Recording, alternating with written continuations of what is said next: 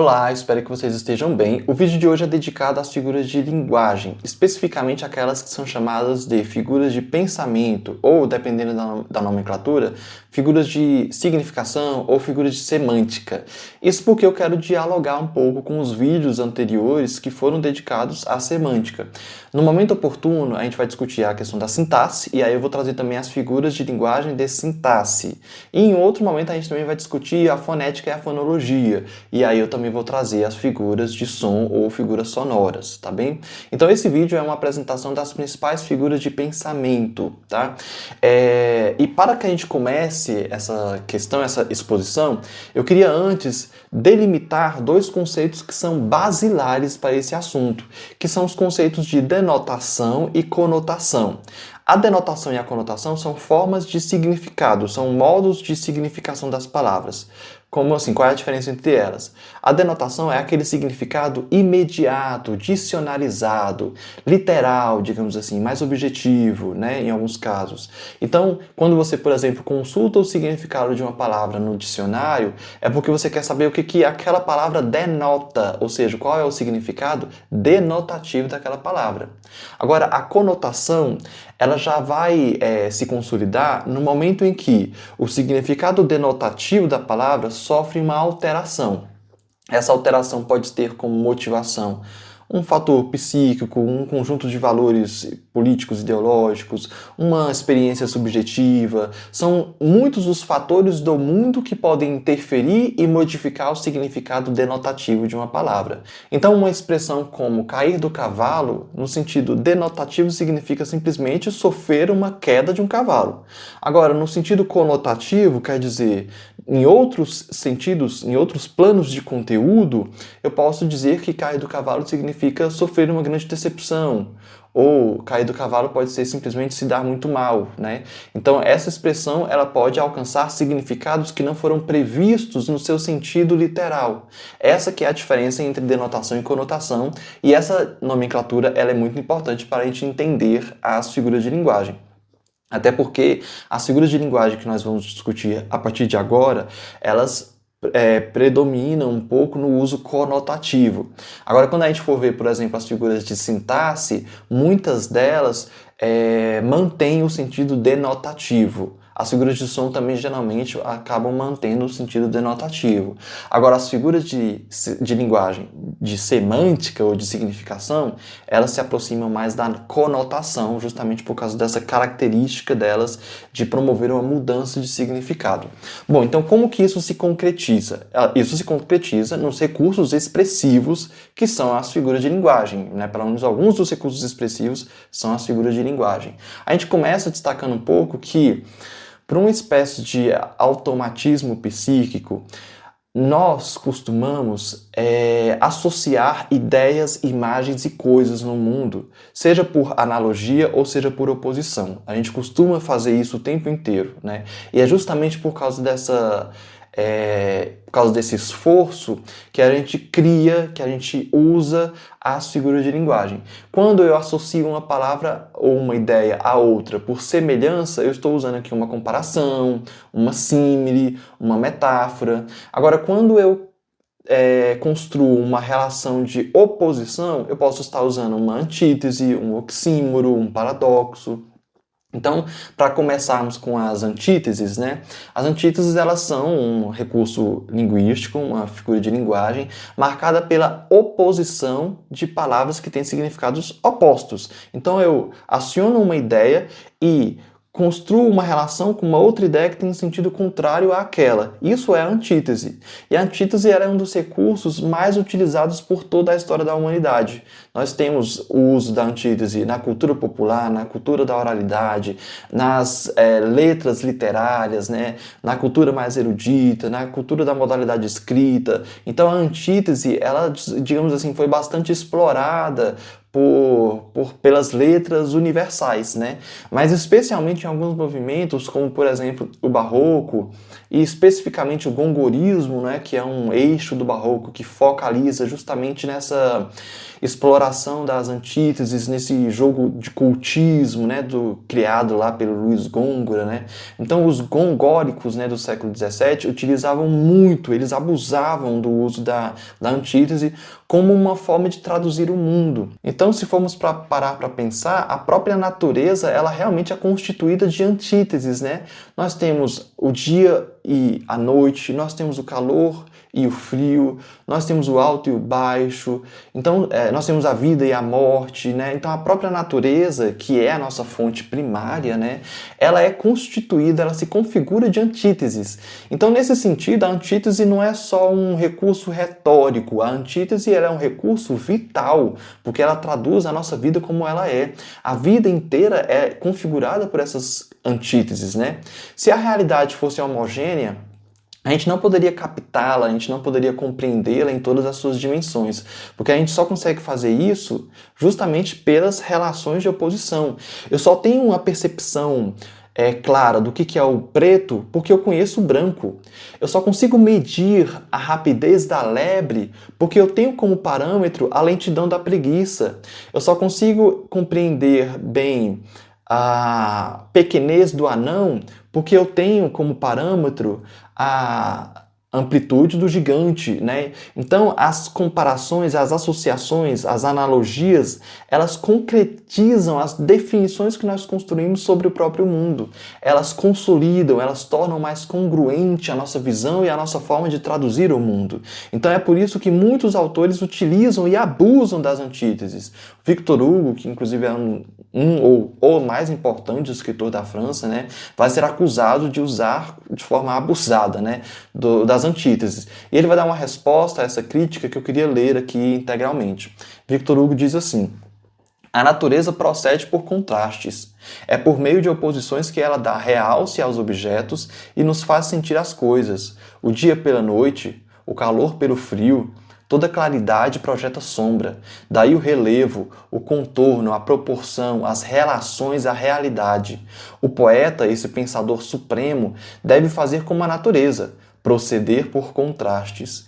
Vejam, então realmente existe uma fonte no próprio mundo que consolida o uso das antíteses. O outro autor, agora um autor barroco, né, do século XVII, que é o Antônio Vieira, vai inclusive explorar várias antíteses em seus famosos sermões. Nós temos o sermão da Sexagésima, nós temos, inclusive, temos performance desse sermão aqui no canal, temos o sermão da Quarta-feira de Cinza, enfim, centenas de outros sermões que vão explorar essas antíteses como uma forma de convencer o seu leitor ou o seu ouvinte de algo.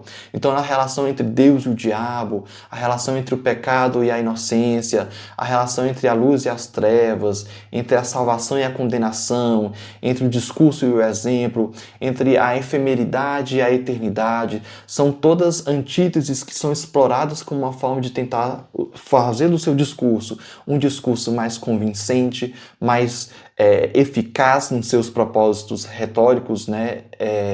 Fazer com que o seu discurso seja mais engenhoso, fazer com que seu discurso se paute numa tensão dramática, e tudo isso vai consolidando e vai tornando mais eficaz aquele objetivo específico, no caso do Antônio Vieira, né, que era um autor ligado ao barroco, que foi, por sua vez, um movimento literário de valor bastante ideológico, justamente por causa da Contra-Reforma, mas em outro vídeo a gente explica melhor sobre isso, tá?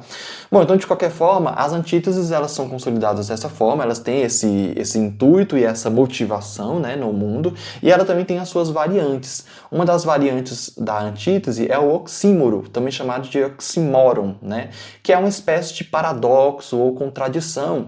E agora, qual é a definição do oxímoro? Não são dois referentes não são duas ideias, não são duas imagens que se colocam em contraponto, que se contrastam. No paradoxo, as ideias não se contrastam, elas passam a se contradizer. Não é só um contraste, elas se contradizem. Então é por isso que é paradoxal, é por isso que é contraditório. Alguns exemplos de paradoxo. suave amargura, doce tormento, delicioso sofrimento, obscura claridade. Vejam, quando eu digo obscura claridade, eu estou pressupondo que um mesmo referente tem duas características que são contraditórias, que é obscuro e claro, né? Então esse tom paradoxal é uma variante das antíteses. E o paradoxo, portanto, ele vai se configurar nessa oposição entre elementos que parecem ou deveriam se excluir mutuamente, mas que no seu emprego paradoxal funcionam em complementariedade. Um autor que não é barroco, mas que usa bastante, né, os paradoxos, é o Luís Vaz de Camões, que no seu soneto O Amor é Fogo que Arde Sem Se Ver, já pelo título evoca um emprego de paradoxo, né, evoca um pouco essa questão do oxímoro. Façamos a leitura das primeiras estrofes do poema. É dito: o amor é fogo que arde sem se ver, é ferida que dói e não se sente. É um contentamento descontente. É dor que desatina sem doer. É um não querer mais que bem querer. É solitário andar por entre a gente. É um nunca contentar-se de contente. É cuidar que se ganha em se perder. Vejam, então são vários versos aí que exploram esse aspecto paradoxal, esse aspecto contraditório, né? Bom, mas a vida, a realidade, ela não se constitui apenas por oposições, não se constitui apenas de contrastes.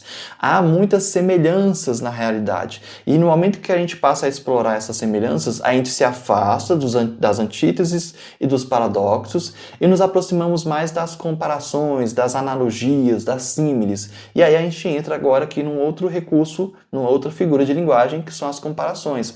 A comparação, portanto, ela se justifica justamente por essa nossa tendência de também perseguir as semelhanças no mundo como uma forma de consolidar a nossa linguagem. Então a gente faz comparações isoladas, como por exemplo, isso é negro como um carvão. A gente faz comparações como isso é rápido como uma lebre, ou então ele é forte como um touro, né? Ou então a gente faz comparações também de fenômenos, isso queima como um fogo. Aquilo explodiu como uma bomba, ele está agindo como um palhaço. Então, são várias as formas de comparar como um modo também de consolidar certa linguagem. Quando eu digo, por exemplo, por que eu estou falando essa questão da consolidação, né? Por que a comparação era tão importante para a comunicação humana? Quando eu digo, meu pai é muito forte, meu pai é muito forte. Isso é uma abstração, porque existem várias medidas de fortaleza, existem várias medidas de força. Eu posso, na minha subjetividade, entender forte de um modo. Agora, o meu ouvinte pode entender por forte de outra coisa, dentro de outro parâmetro. Então, como uma forma de tirar da abstração essa imagem e concretizá-la, materializá-la, eu posso dizer, ao invés de falar meu pai é muito forte, eu posso dizer meu pai é forte como um touro. Então, essa comparação, que é uma comparação metafórica, né, figurativa e conotativa, ela vai concretizar, ela vai tornar a minha linguagem mais congruente, mais sólida, né? Inclusive, vale aqui dizer que existe essa nomenclatura. Existem gramáticos que preveem a comparação puramente gramatical, que é aquela que vai se delimitar, que vai se marcar apenas por um conector comparativo. Quando eu digo meu pai é forte, melhor dizendo, se eu disser assim, eu sou alto como meu pai. Bom, existe um conector comparativo aí, né? Como existem muitos outros, né? Assim como, tal qual, da mesma forma, né? Então, existe um conector comparativo. Esse conector comparativo, ele vai instaurar uma comparação. Quando eu digo que eu sou alto como meu pai, essa frase, ela não tem um valor conotativo, ela tem um valor denotativo, porque eu posso efetivamente ser alto como meu pai. Eu posso literalmente ser alto como meu pai. Então, o significado é denotativo. Agora, quando eu digo meu pai é forte como um touro, ou quando eu digo eu sou alto como uma girafa, são comparações que exploram certo aspecto hiperbólico, de exagero, porque eu não sou efetivamente alto como uma girafa e meu pai não é efetivamente forte como um touro. Então, essa é uma comparação metafórica, de valor não mais denotativo, mas agora de valor conotativo, porque o significado literal, dicionarizado, foi alterado, foi modificado por um novo plano de conteúdo, por um novo plano de significado e de conceito. E aí sim a gente tem uma comparação que é metafórica, portanto é uma comparação aí que marca-se também pelo exagero, né? No que diz respeito à importância da comparação, temos também um outro estudioso, né, um letrista que infelizmente já faleceu, que é o Otton Moacir Garcia. Ele vai tentar justificar também um pouco essa importância da comparação nos seguintes termos. Ele vai dizer, abre aspas, a comparação supre, assim, até certo ponto, a insuficiência de palavras, a indigência verbal para exprimir com exatidão e clareza todos os possíveis matizes de ideias ou sentimentos. Isso porque, se formos levar em conta toda a infinitude de referentes e de situações diversas que existem no mundo, a linguagem ela é insuficiente para traduzir tudo isso. A comunicação humana, digamos assim, ela tem uma riqueza menor do que a riqueza que está no mundo, e é por isso que ela não consegue traduzir tudo. As comparações, portanto, são recursos expressivos, são figuras de linguagem que buscam sanar essa dificuldade, que buscam resolver essa limitação da comunicação humana. E aí ele dá sequência. Ora, a realidade concreta oferece uma variedade quase infinita de coisas e seres capazes de traduzir, por particularização e concretização ou concretude, ideias gerais e abstratas, pois uma das deficiências do espírito humano está na sua incapacidade de abstração absoluta, na incapacidade de isolar conceitos ou conceber ideias desgarradas de todo contato com o mundo objetivo. Essa incapacidade de uma abstração completa, né, de uma abstração integral do mundo, nos força a, por semelhança ou por analogia, promover essas comparações, né, que fazem com que essa abstração seja um pouco mais concreta. E é por isso que reforço, que reitero, dizer que isso é muito forte é muito abstrato. Dizer que isso é forte como um cacto é um pouco mais concreto, instaura-se um pouco mais de concretude. Bom, e aí, justamente por causa dessa diferença entre comparações gramaticais e comparação metafórica, a gente vai agora para a metáfora, né, que é, penso eu, né, e muitos gramáticos, o recurso figurativo mais difundido na comunicação humana. E aí aqui eu vou começar dando uma definição um pouco formal, mas bastante didática do que é metáfora. A metáfora, no seu sentido formal, é uma comparação implícita. Ou seja, sempre que eu comparo algo sem trazer, sem evocar o conector comparativo, eu estou usando uma metáfora. Ao invés de dizer meu pai, vou insistir no mesmo exemplo, ao invés de dizer meu pai é forte como um touro, que seria uma comparação ou símile, eu posso dizer meu pai é um touro.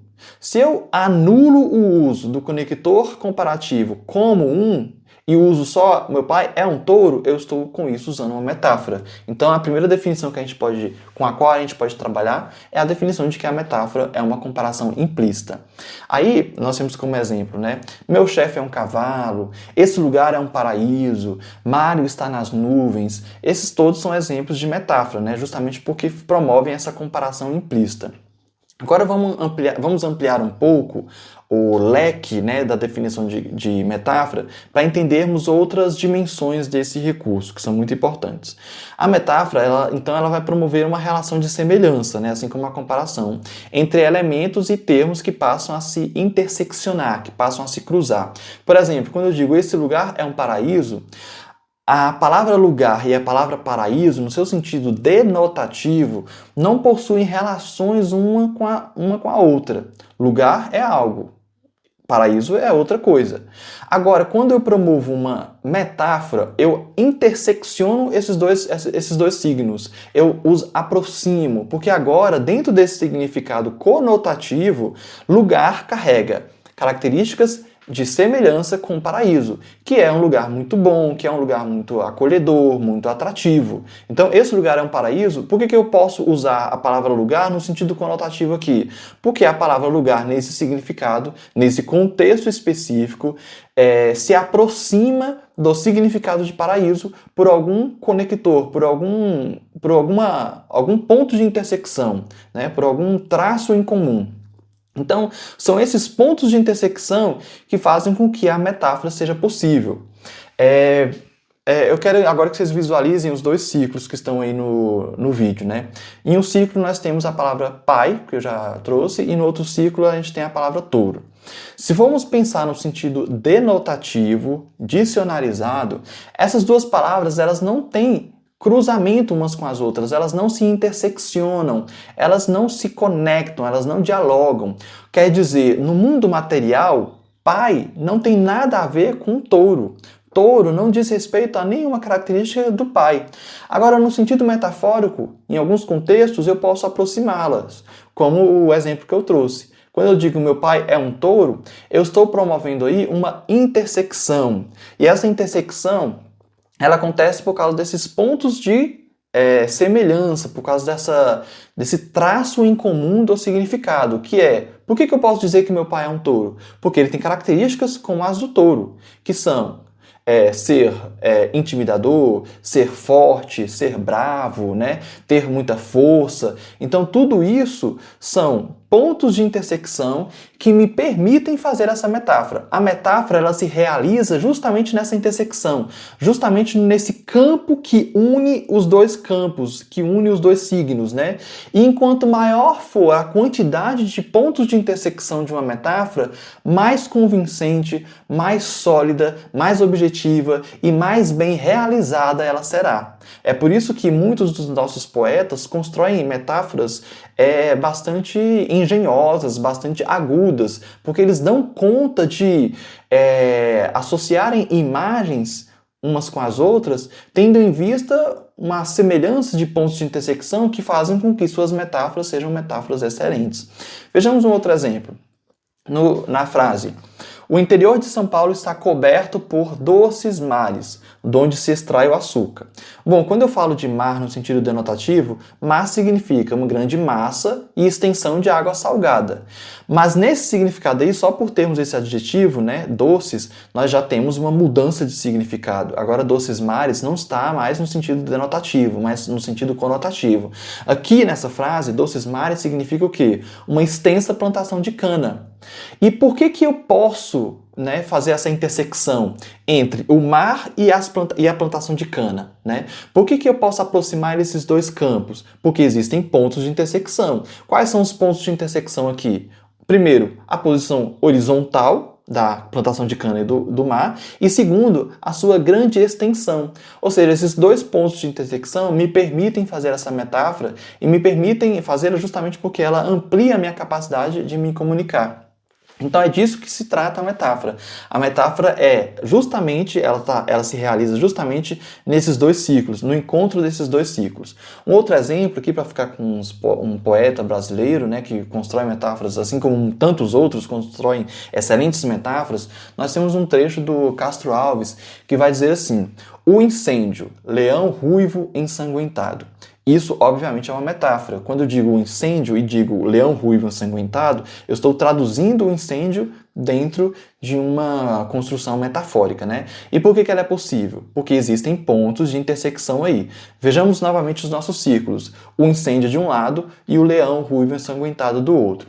Quais são os pontos de intersecção entre eles? Primeiro, se formos pensar no leão, nós temos um ser, né, um animal selvagem de ímpeto destruidor e de ímpeto mortífero, assim como é o caso do incêndio. Quando a gente pensa na adjetivação ruivo, há também uma semelhança entre os dois, porque, assim como o leão é ruivo, o fogo também, as labaredas avermelhadas do incêndio sugerem essa mesma cor. E quando eu digo ainda e reforço que ele ainda é ensanguentado, eu trago com esse adjetivo a questão da violência, a questão da destruição e da morte que essa palavra sugere. Então são todos pontos de intersecção que efetivamente aproximam o incêndio do leão ruivo ensanguentado utilizado pelo Castro Alves como aposto, né? E aí nesse momento se constrói, se efetiva essa metáfora, né? Portanto, gente, a metáfora é isso. É quando eu digo que A é B em virtude de alguma semelhança, em virtude de algum ponto de intersecção percebido por aquele contexto específico, né? Então eu vou dizer que o A é B por causa dessa semelhança, por causa desse ponto de intersecção. E aí, só para consolidar ainda mais a aprendizagem de vocês, fiquemos com um último exemplo. Um penúltimo exemplo. Quando eu digo a urbanização de São Paulo está sendo feita de maneira criminosa, porque está destruindo os pulmões da cidade. Bom, nesse sentido específico, pulmão significa árvore, né? Essa alteração ela foi possível justamente porque o significado básico de pulmão e o significado básico de árvore apresentam uma intersecção, que é a função de oxigenar. Assim como o pulmão, as árvores também oxigenam. Então é por isso que, por essa intersecção que eu posso dizer os pulmões da cidade, né? Ou então, aqui, agora sim, meu último exemplo de metáfora, né?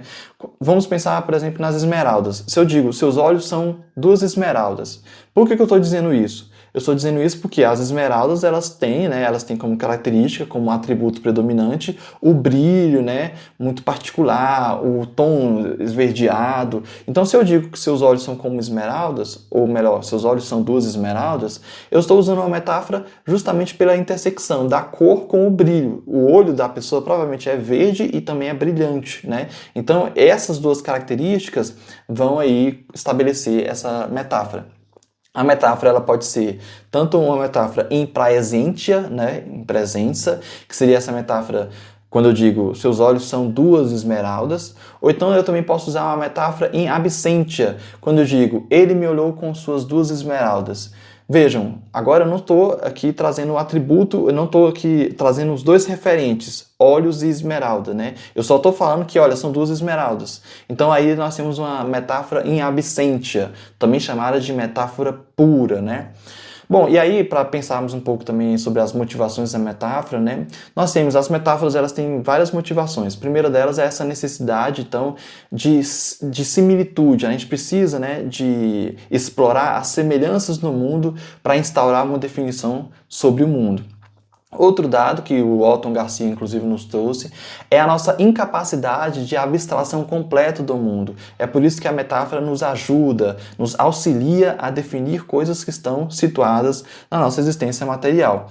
Outra é a pobreza relativa do nosso próprio vocabulário, né? Nós não temos uma quantidade de lexemas suficiente para explorar toda a quase infinita quantidade de referentes que estão no mundo. E aí, além disso, também temos a questão do prazer estético. O prazer estético da metáfora, principalmente quando é uma metáfora, né, bem construída, poética, ele também é uma das motivações para esse uso tão difundido. A metáfora ela é uma figura de linguagem tão importante que ela vai, inclusive, se difundir em outras. Outras figuras de linguagem são compreendidas pela diferença que constrói com a metáfora. Por exemplo, a metonímia. A metonímia ela se parece muito com a metáfora até certo ponto, mas a sua definição exata se pauta justamente numa grande diferença.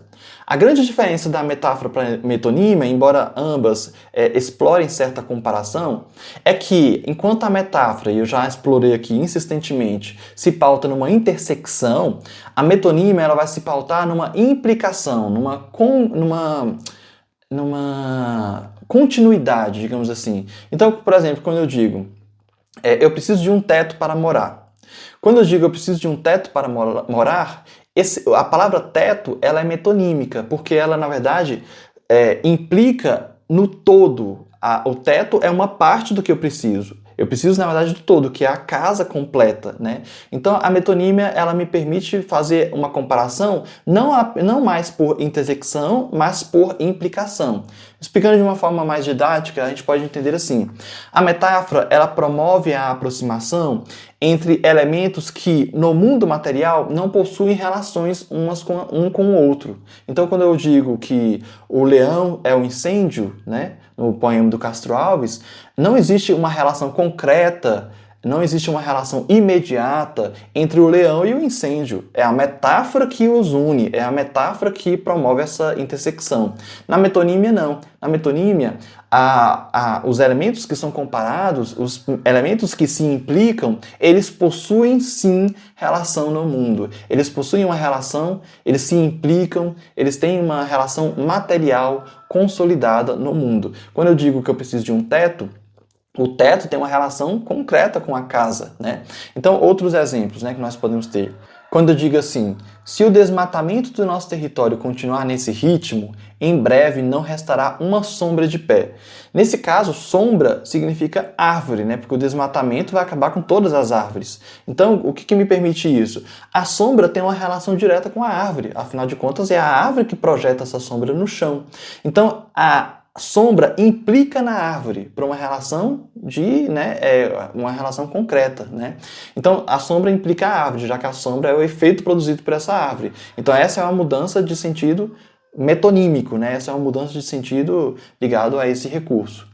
E aí, há várias formas de implicação metonímica no mundo. E é por isso que as gramáticas gostam de pontuar e de listar as várias classificações, as várias formas de se efetivar a metonímia. Nós temos, por exemplo, a causa pelo efeito, no exemplo como vivo do meu trabalho. Quando eu digo vivo do meu trabalho, eu não vivo exatamente do meu trabalho. Eu vivo do que o meu trabalho gera para mim. Então eu vivo do efeito dessa atividade. Ou o contrário, o efeito pela causa. Aquele filósofo bebeu a morte. Não, ele não bebeu a morte. Ele bebeu um veneno, né, no caso de Sócrates, a cicuta, e aí esse veneno que gerou a morte. Então aqui eu troco o efeito pela causa. Ou uma das metonímias mais comuns, né, o autor pela obra, quando eu digo concluí a leitura do meu Bernardo Ellis. Eu não concluí a leitura do Bernardo Ellis, eu concluí a leitura do livro que foi escrito pelo Bernardo Ellis, né? Ou até a parte pelo todo, quando eu digo que eu preciso de um teto para sobreviver, né, que eu já explorei aqui. Bom, e aí a gente parte agora para a sinestesia. A sinestesia, ela se consiste no cruzamento de palavras que transmitem sensações diferentes. É quando eu digo que algo tem uma característica que, não sendo no seu sentido figurado, ele não deveria ter aquela característica. Por exemplo, sua voz é fina. Voz é um recurso auditivo, eu escuto, eu ouço a voz, né? Agora, quando eu digo que é fino, eu só identifico algo como fino porque é tátil, né? Então, eu preciso tocar em algo para saber que aquilo é fino, mas eu não toco na voz.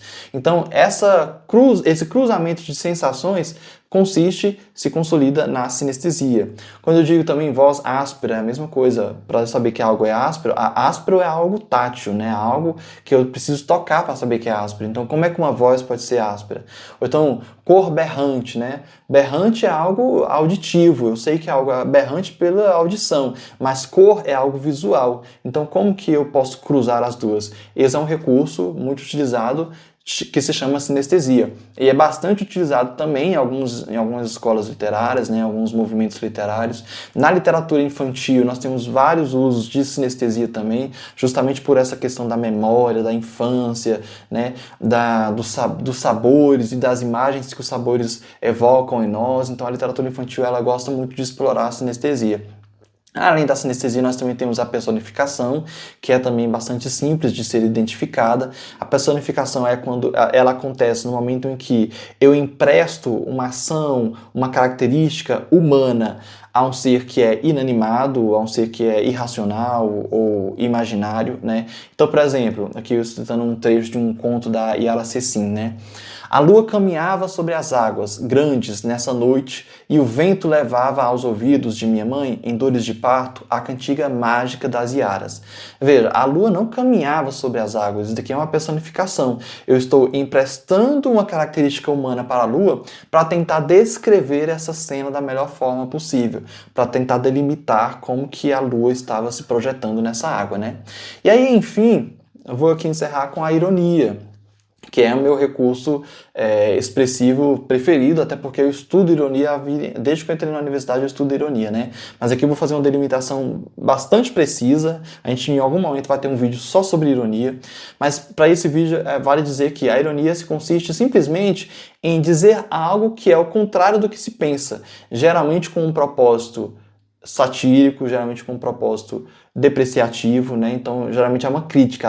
A ironia costumeiramente é uma crítica, é uma desconfiguração, é uma corrosão de algo, né? Então, quando eu digo, você é ágil como uma preguiça, temos também uma comparação aqui, né? Mas essa comparação tem um valor irônico, porque se eu estou dizendo que é ágil e comparo com a preguiça, o que eu quero dizer é o contrário, ele não é ágil, né?